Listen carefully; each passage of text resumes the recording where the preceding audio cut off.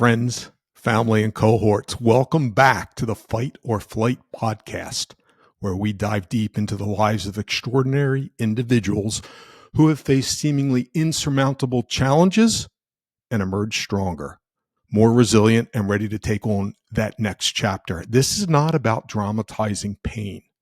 It's about leaning into the pivotal moments and those inflection points that shape who we are. It's about pushing through the toughest battles, whether they're in the war zone or within ourselves. I'm your host, Miles. Hey. And today I've got a very special guest who personifies what it means to rise above adversity and never look back. Our guest today is Alex Langa.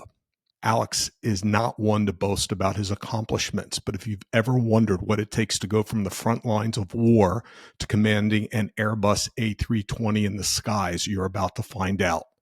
From flying Blackhawks in combat, often in life and death situations, to rebuilding a professional career from rock bottom and now soaring high in civilian aviation, Alex's story has impressed me as grit, purpose, and resilience in the face of unimaginable odds.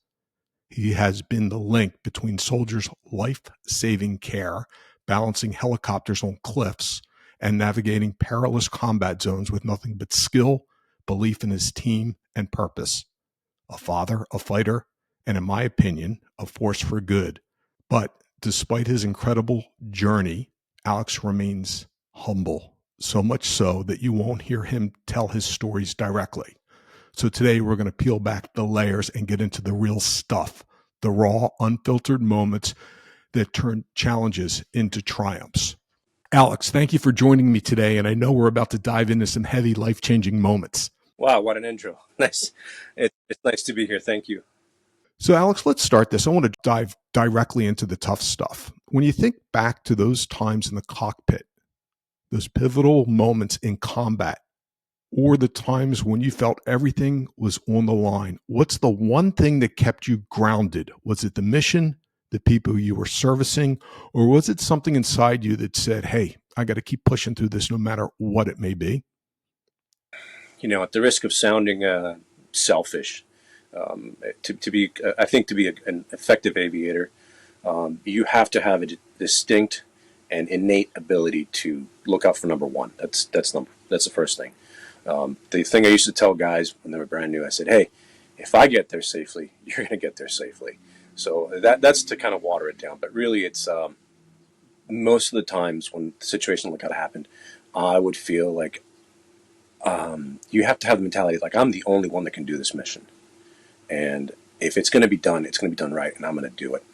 And when things are going sideways, you often don't have time to think about who's doing this or why are we doing this. You're literally just reacting. You take one problem and you solve it, and take the next one and you solve it, and then eventually all the problems are gone. I akin it to, if you've ever seen the movie The Martian, at the end of the movie, he's speaking about how do you survive. It's just a math problem. You take the first one and you solve it, and you math the F out of it, and you keep going. That's how it really is. So you're breaking it down to small progressive steps, one that leads to the next. And that's how I feel like I've done my whole life. It's here's this massive goal that I kind of put in the background, and then I said, how do I get there? Most people, when you tell them, hey, you have to get this massive project done, they flounder and they get anxiety, and you just basically got to buckle down. You got to look down at the problem and say, what part of the elephant can I eat first? And you just take a bite full of it, and you just keep going. So, Alex, you were a combat Black Hawk helicopter pilot. You've had to transition from military life into civilian life, which unto itself can be a challenge for many. And as you shared with me, that was no easy feat. Was there a moment or a point in time where you thought, yo, this is too much. I'm not sure I can do this anymore?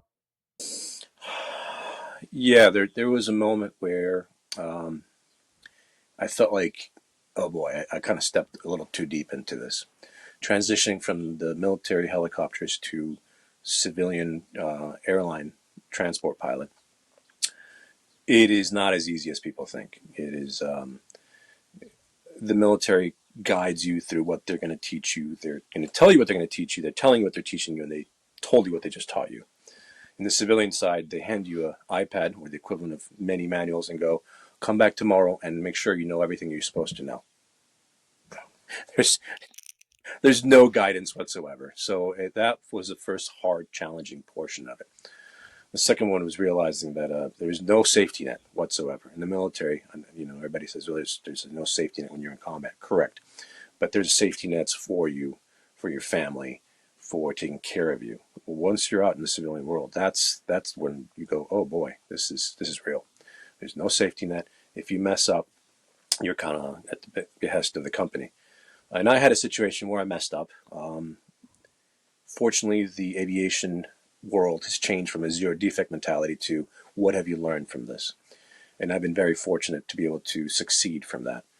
I had a moment where I just retired, going through initial training at the airlines, and messed up, and two messes up, and you're gone. So at the time, I should have been listening, as any man should have been listening to my wife more. I was finishing up my MBA, and doing airline training at the same time is a bad idea. Let me just tell you that right now. Don't ever do that.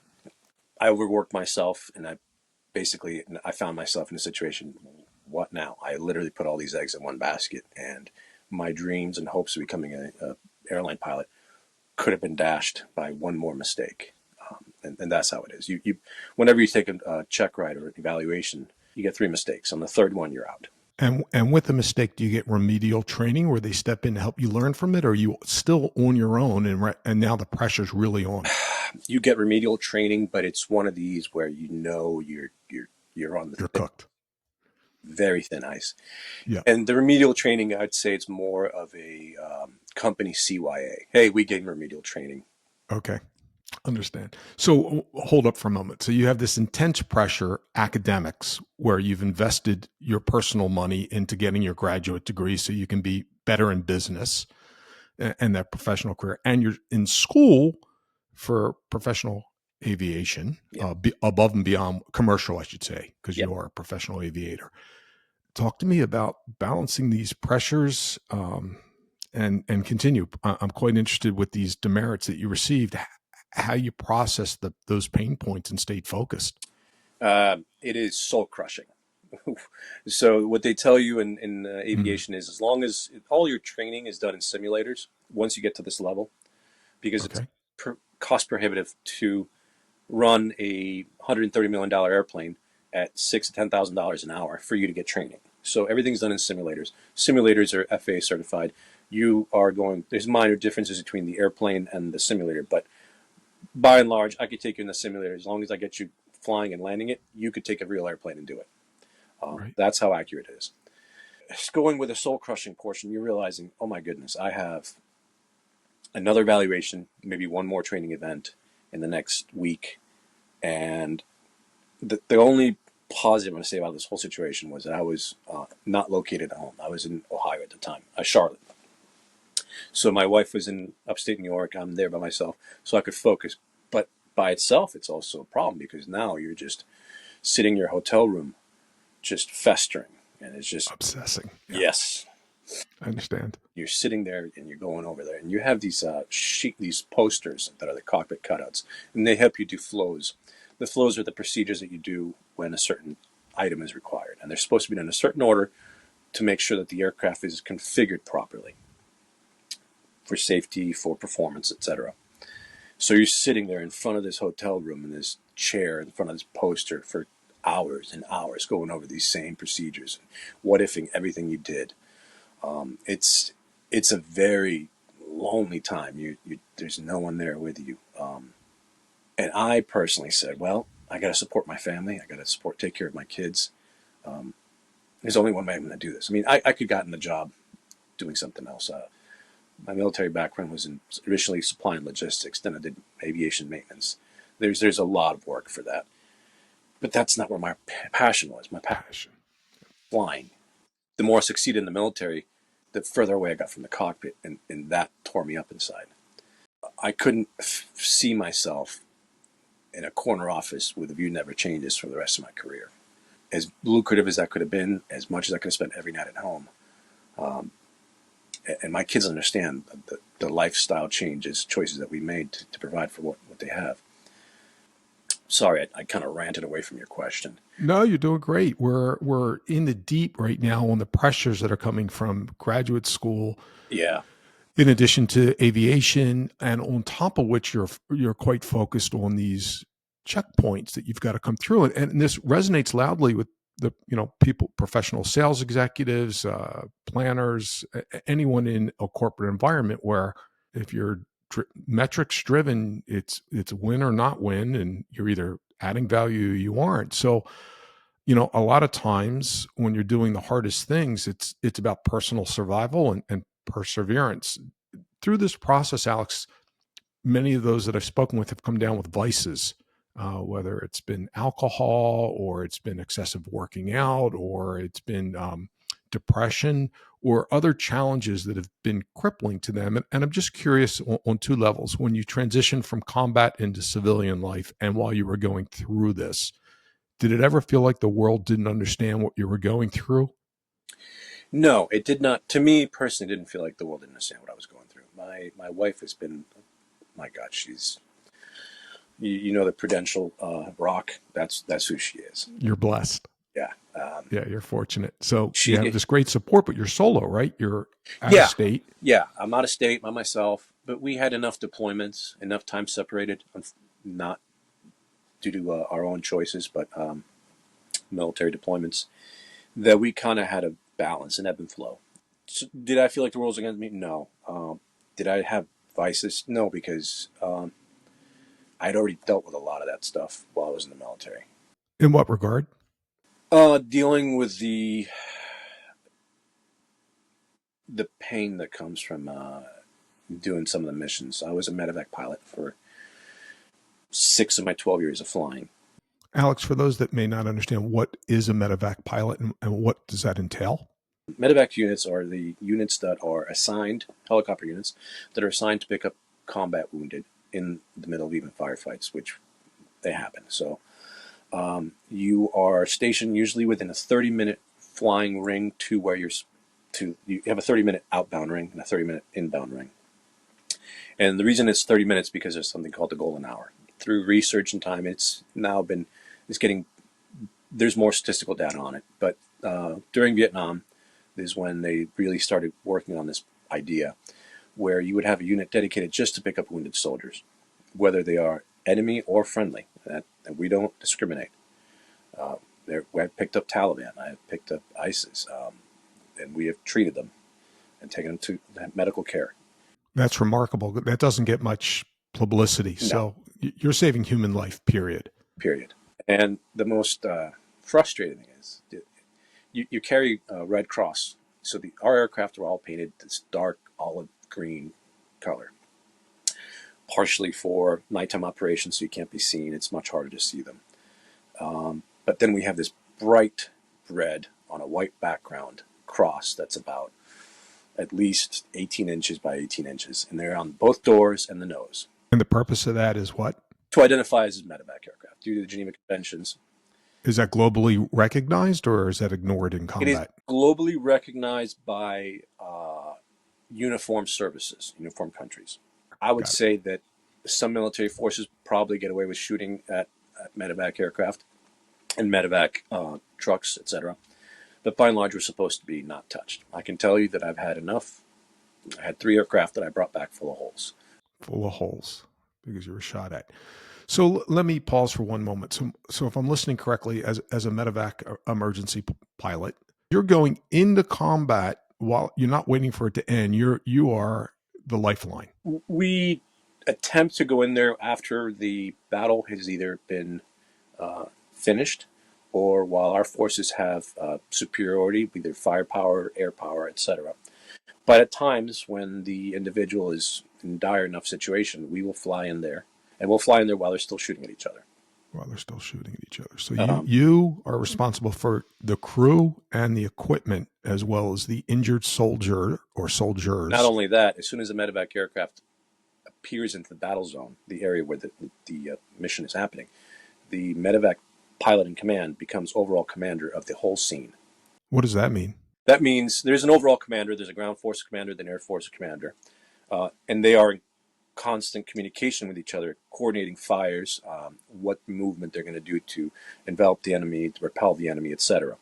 As soon as a medevac aircraft shows up in scene, that aircraft commander is now the on-scene commander. He is overall in charge of everybody. For that, And do you have suppressive fire? Are you like fully armed, or are you just there to we have M9s, which are pistols, and M4, come on? and that's it. That's it. So you're a dove going into the coal mine. Yeah. Wow.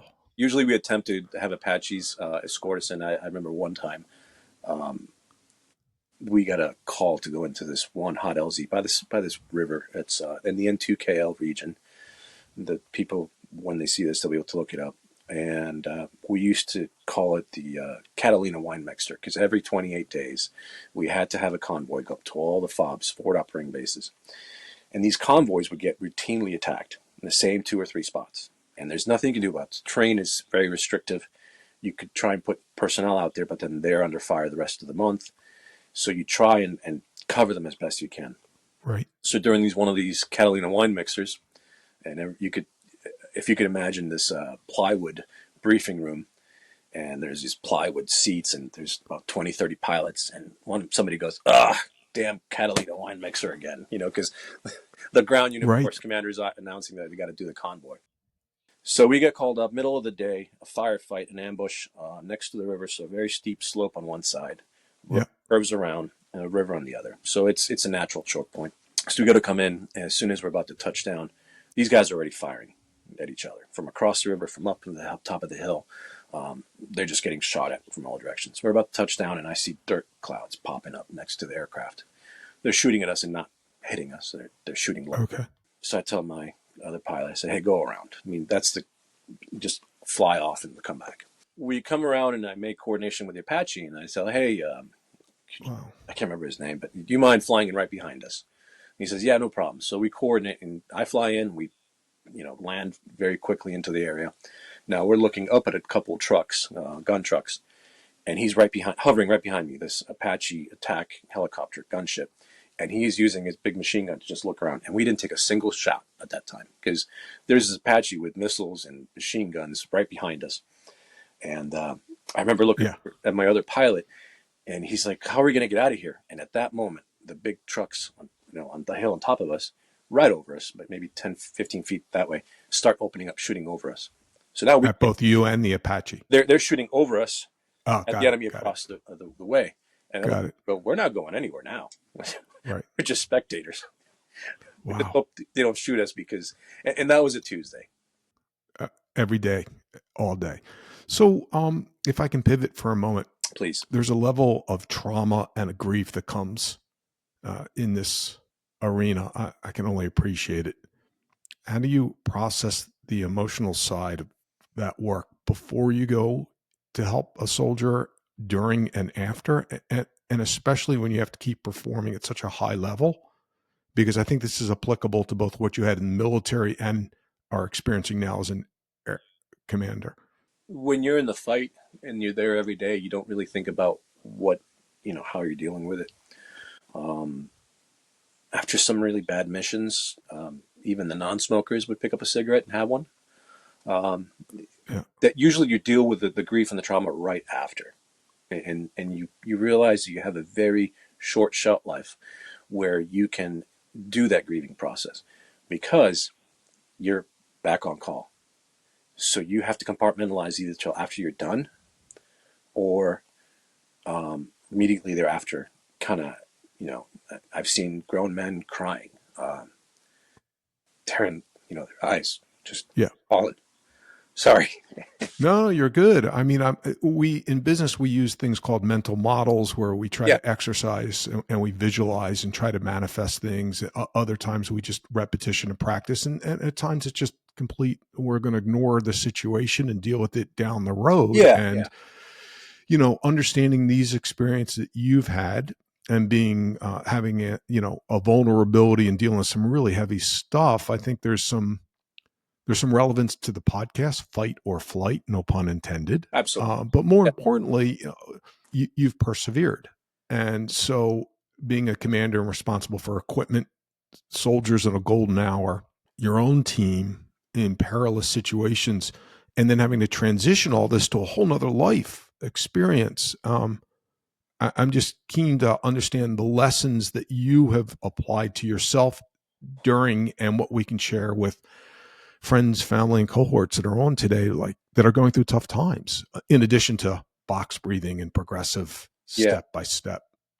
Well, number one, compartmentalizing and not dealing with is not a good technique. Let me tell you that. Mhm. Tried that. That doesn't work. Why? Because eventually it'll just bubble up there and kind of festers, and then you'll lash out at people you love, and then you're realizing, oh my God, I hurt them for something I was in charge of. I had to do. And that kind of happened after the first few deployments. That was a hard part. You come home, and your wife is telling you, not complaining, but telling you about something that's very important in her life, something that she sees as has to be dealt with right now. And based on your experiences and your viewpoint that has been changed by the things you've seen, you minimize them, and that is hurtful to them. And that does it mean it doesn't happen? It does happen, but you just have to literally just accept that that's their viewpoint, that's their world, and help them deal with it as they're helping deal with what they see that you give them. So staying present for others and not allowing your own situation to override. Yes, on the flip side, it is helpful in dealing with things that are just not that consequential. You know, Well, how do you discern when you're in the middle of the stuff? How do you discern? Because when I'm in the middle of it, everything's consequential. I can't see straight. So how do you break it down and prioritize? I'm still working on that. As soon as I figure that out, I'll let you know. Please, and I'll do the same as well. You just take a swing at it, and then you gauge their reaction. You go, well, that wasn't it. Yeah, that's an inflection point. I mean, Yeah, you deal with it with important decisions, both in your military and business life. You can't always predict the future. You try to understand it and move, yeah, move well forward. yeah. That's the hard part. Brother, some heavy stuff. Yeah, I give you a high five. Much respect. I mean, I appreciate what you've been through. I'm very curious about the golden hour and how the golden hour from the military applies to business and civilian life. Not literally, because I Yeah, I understand think it's I life think I or know where death. you're going with it and what you're asking. I'm going to take my stab at it. The golden Please hour is almost like what we were taught as Marine officers. So, brief background: I was a Marine officer first. hold up. Right, let's go into this. So walk me through it and explain why, because this story is quite remarkable. So, I became a Marine officer because I went to Norwich University. Not because I went to Norwich. I wanted to become a Marine since Yes. I knew what a Marine was. When I say I like to challenge myself, it's not just a talking point.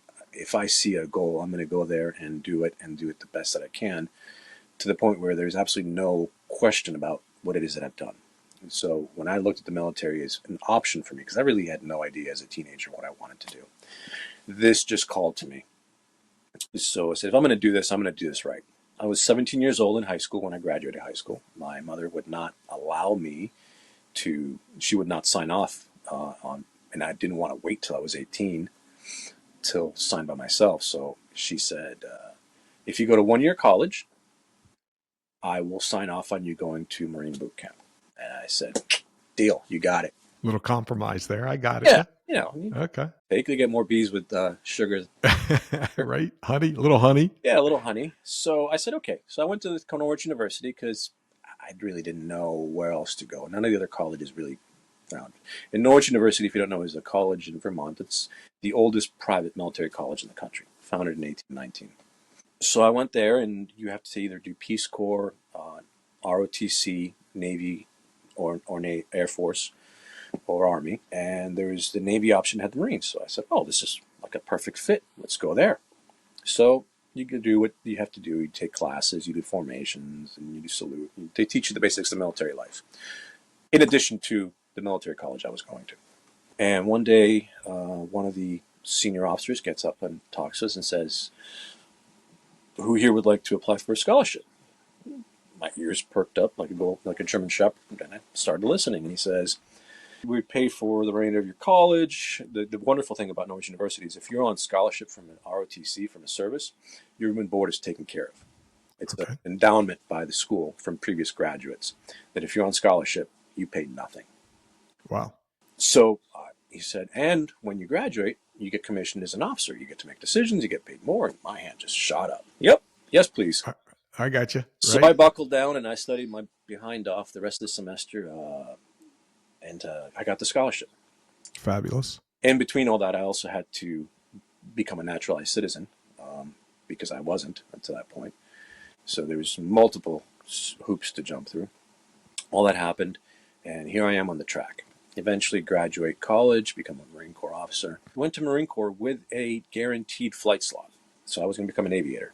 When you say aviator, does that distinguish between jets and helicopters? Is No. that Once you're selected for marine aviation, you are put in the pipeline to start training, and therefore you're going to go in and you're going to fly helicopters and small planes, and they're going to assess your teachability, and they're going to decide what you're best suited for. Got it. Based on personality, scores, etc. Youth being wasted on the young, I made a dumb decision, and I turned down my aviation slot, which I like to joke that I've been trying to sabotage my airline career for decades, and that was the first step. Stop. We all make the best decisions we can at Yeah. the moment, but I appreciate in hindsight what you're sharing. At the moment, you made the best decision The you could decision with was where based on you're the at. fact that my ex-wife didn't believe that aviation was conducive to our relationship. Understood. Had I known what I know then, I would have stayed in aviation, but I wouldn't be married to my current wife. Things paths. And things have a way of, as we said, Yeah. being pivotal decisions. So from that, I was once you do that, you're basically given whatever's left over for class selection. I was given a supply and logistics position, and I did that job as best as I could, and I think I did a pretty good job. But around 7 years, I was not very happy with it. So then I looked at other services and what I could do. My wife, she said, "Why don't you do what you love?" And so with her support, I resigned my commission, so I had no job, just my savings, no health insurance.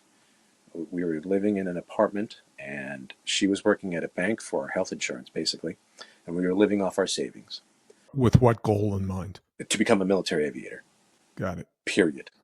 This is it. This is it. Is the moment. Like all the chips are pushed across the table, and We're going to do this one way or another. it's going to make or break you.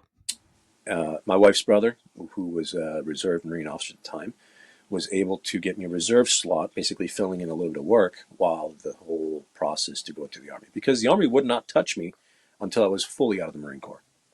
They wouldn't even process my application. Wow.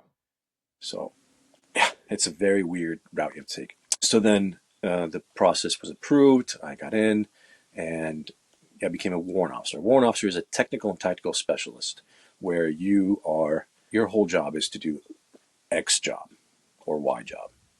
Whereas a regular commissioned aviator, they'll fly for 2 or 3 years, then become an administrator for 2 or 3 years, then fly for another year, an administrator for another year. And that's their career progression.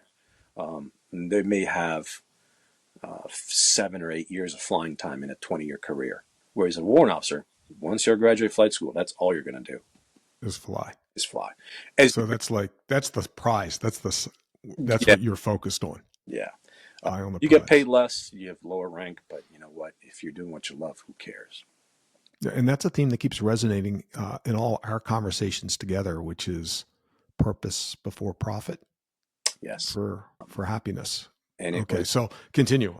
It was 180 degrees from waking up every morning as a commissioned officer and going, oh, I got to go to work so I can run spreadsheets.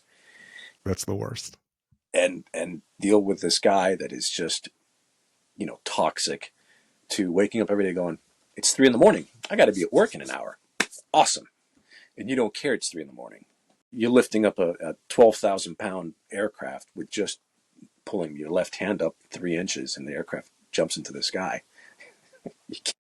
You can't beat that. Right. Amazing. People ask me what it's like to fly a helicopter. I say it's the most fun you're going to have with your clothes on. Stop it. That's crazy funny. Wow. So we have become a naturalized citizen. Mm-hmm. We are a USMC, officer. Yeah. We have taken a hard pause to say, clear the deck. I've got to realign and get myself where I'm happy. You've met and renewed vows with the new love of your life that's now behind you 100%. Mm-hmm.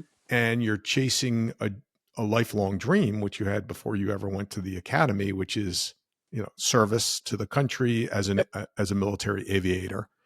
Yep. These are some hard stops and starts and stuff. So I appreciate, and I just wanted to recap it because Yeah. I'm not sure everyone understands the gravity of what you're sharing. But there's more to it. I think I joked with you when we first spoke that I had a typical childhood: summers in Rangoon, luge lessons, like Doctor Evil. Uh, but when I was 9.5, 10 years old, I came to the United States from Argentina. We emigrated. It took over 5 years to get our visas. A very long, drawn-out process. My father and my mother, they sold everything, and we packed 2 suitcases each, and a few boxes we mailed, which we lost a lot of stuff, heirlooms, and we made a new life. So here I am, 10 years old, learning a new language, starting from scratch. I think that is the key point I think I want to pass on to anybody is I've always had a life of drastic changes. So being 10 years old and being your life being completely upended, now being 25, 26 and upending my life, well, that's not a big deal. It really comes about perspective and where you are in the world and what you want out of the world is what I like to think of. If you've nothing has ever changed in your life, upending your life like this is terrifying. It's got to. Sure. You've never experienced such drastic change. Shoot, I came to the States, I knew 30 words in English. I had no friends. I'd start from scratch. Go to college, no friends. Start from scratch. Go to the Marine Corps. Everybody I knew there, start from scratch. And unfortunately, in that journey, you realize that there's only a very finite amount of people that are going to be there and stick with you, that are going to go through through the hard times. It's very easy to be a friend when the times are good. It's, or a family member when times are good. But who's going to be there when things are really rough?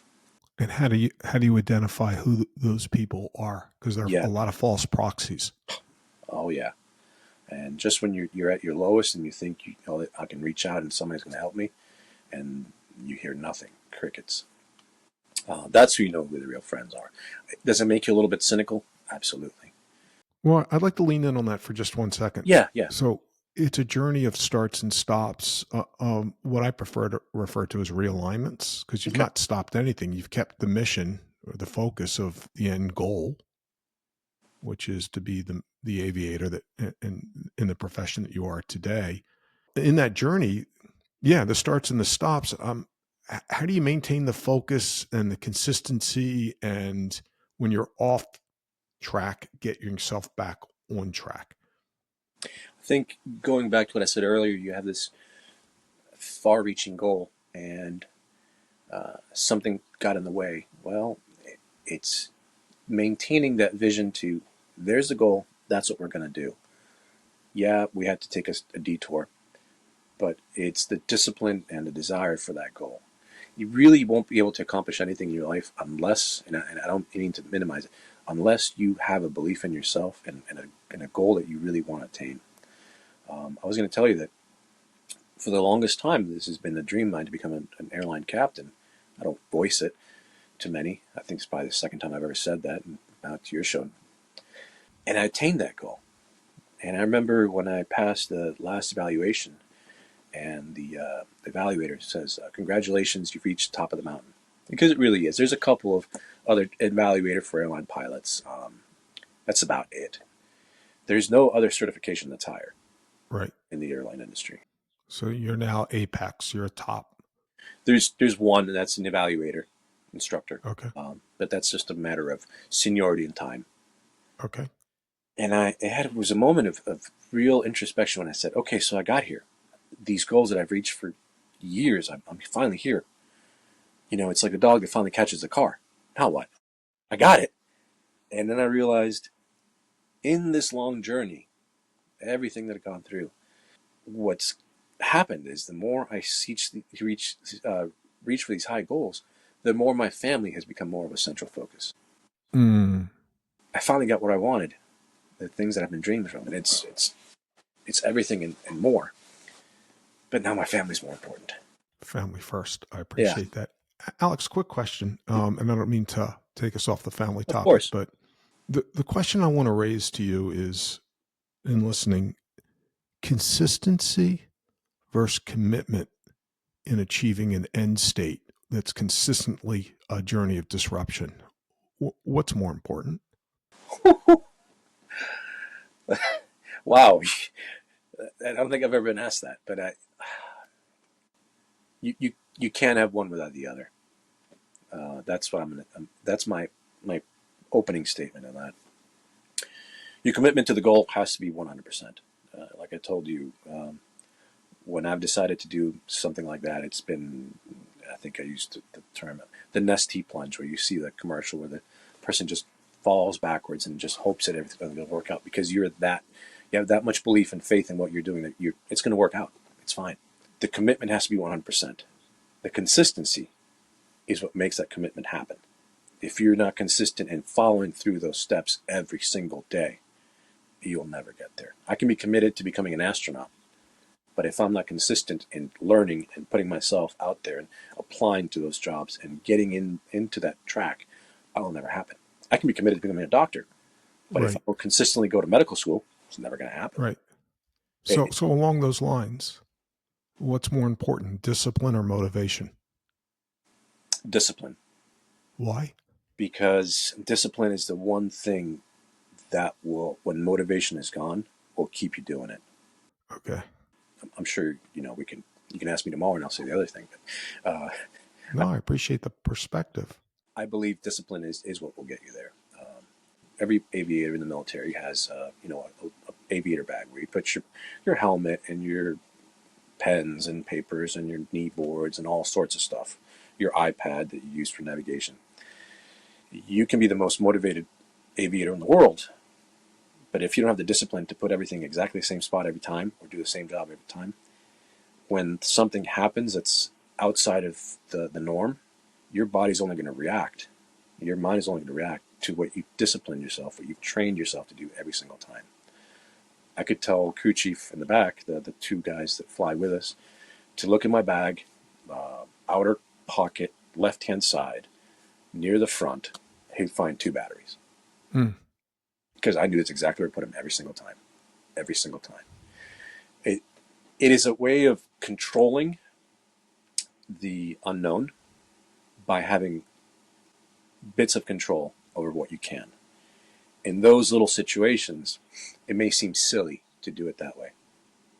But when your night vision goggles the batteries are about to die, and you're 3 minutes out from flying into a hot LZ, mm, and you have a little red light that's blinking right over your helmet, and you see it. And that little red light tells you got about 5 minutes left of battery, and you're about to put in with zero lume. That means no moonlight, not even starlight, and into dusty LZ, and your goggles may cut out right as you're about to touch down. Knowing where those batteries are, it's a huge deal. absolutely. How does that equate to business? Because I think that's where we're trying to go. And I know I've been on a lot of tangents today. No, we've dived into a lot of things. You've lived through and seen more than most of us will ever experience. So when audiences are facing their own personal battles, big or small, the lessons that you're sharing with us are important. And I could talk to you for hours on hours on so many different levels. When I was a military maintenance pilot, so the further you go along that track of flying, you start managing more maintenance events. So a maintenance aviator, he'll initially do test flights once they come out of maintenance. As you get more senior, you're managing the maintenance flows of these aircraft. Think of it as project management. You have 20, 30, 100 aircraft, depending on your level of expertise and where your role is. And you're managing the maintenance flow of these aircraft based on the inputs from the command, what the missions are going to be, what the maintenance capabilities are, what your budget is, what your personnel are, and you're managing all this. You have spreadsheets and you're using gut feeling. And I think the discipline is you have to discipline yourself to take care of certain things every day in a certain order. Yep. Control what you can. Then you have the variables and the unknowns. And then you take the low hanging fruit while understanding that the low hanging fruit has to have some value. It's useless to go after low hanging fruit that has no value to your organization. Oh, great! I did all this stuff. Did it help us? No. Then it's useless. So understanding the difference between value and non-value is where you make your money, really. Right. And again, going back to that discipline aspect, you know, meeting those people, understanding that these things have to happen at this time, meeting those deadlines. Um, I could have the best gift of gab and be able to schmooze anybody, but if I can't follow through on things, then it's pointless. Right. And I'd just like to summarize a few things, and correct me if I've not listened correctly or Oh no, misunderstood. A vision match of what you're talking about, you and your audience, and understanding what it is that's critical, whether it's in the military in the golden hour or in business with project management. That vision alignment's critical. The discipline, the muscle memory that comes from doing the high impact things repeatedly is key, because yeah, it helps not only you but your team in understanding what the critical aspects are. So that's a big takeaway. Your family, I hear loud and clear that the trusted and true, as they say, ride or die support network is mission critical for all of us. We all need community, and that old cliche, go fast, go alone, go far, go together, yeah, is yeah. part of my mantra. Your story is remarkable and it resonates very deeply. Before we wrap, I'd like to leave you with a last word or anything else you'd like to share with our audiences, um, with massive gratitude for your time and your service to our country. Thank you. I was going to say something about mission statements and what they're important. To dredge up some old MBA stuff, but that's pointless. It really comes down to, I think, finding your passion, and if you're not passionate about it, the thing you're doing, finding passion within the thing you're doing. You may not want to be the best. You may not want to be a salesman. You may not want to be a car mechanic or an entrepreneur. But sometimes you're forced into those situations. So what do? You take the best of what there and you lean into it. Find something that's worth it and lean into it. And then get buy-in from the people around you, because that is really what's going to set it off. Once you get people to buy into your ideas, well, now you're controlling the ship. You know, uh, Sure. you may be in an organization that doesn't really appreciate your talents, but if you get them to lean into you, well, maybe I can affect change. And by the same token, same thing with your family. They want to go travel. You don't like traveling. You know, I used to not enjoy traveling that much, believe it or not.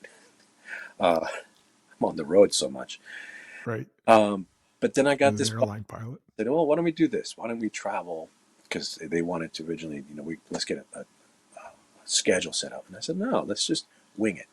Let's see what happens if we just wing it once. Mm, And they leaned into it, and it worked. nice. And Nice. did it again. And we've had such amazing travels doing it that way. Like last summer, we wanted to end up in Normandy. And how do we get there? Through Barcelona.